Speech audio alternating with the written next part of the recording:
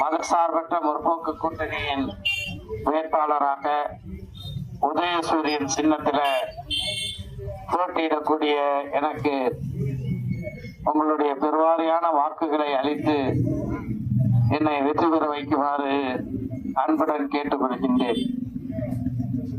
நாகப்பட்டினம் எனக்கு ஒன்றும் அந்நிய மாவட்டம் அல்ல.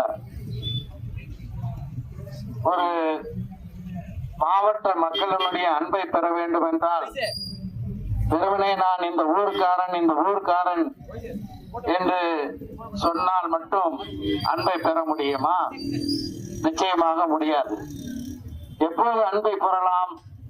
அவர்கள் துயரம் அடையும் போது, அவர்கள் பரிதவித்து நிற்கும் போது ஓடோடி சென்று அவர்களுக்கு உதவி செய்யக்கூடியவர்கள் தான் அன்பை பெற முடியும்.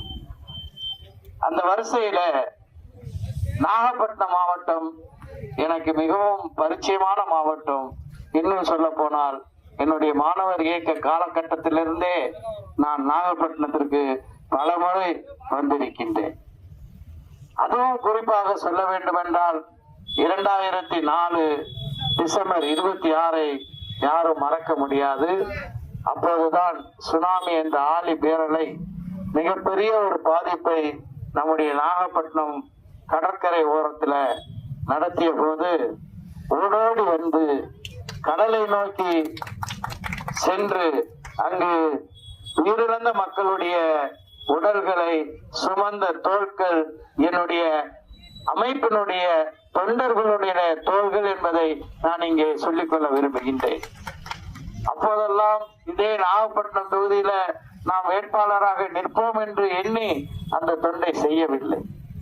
அதே போன்று கொரோனா என்ற பெருந்தொற்று மிகப்பெரிய பாதிப்புகளை ஏற்படுத்திய போது சொந்த உறவினர்கள் கூட இறந்த தங்களுடைய சொந்த உறவினர்களை பார்ப்பதற்கோ அவர்களை தொடுவதற்கோ அஞ்சி அடங்கிய போது தமிழ்நாடு முழுவதும் ஏறத்தாழ 10,000 கொரோனாவால் உயிரிழந்தவர்களுடைய உடல்களை சுமந்த தோள்களினுடைய தொண்டர்களுடைய தலைவன் தான் உங்களுக்கு முன்னால் இந்த நாகப்பட்டினம் தொகுதியில போட்டியிடுகிறேன் என்பதை இங்கே சொல்லிக்கொள்ள விரும்புகின்றேன்.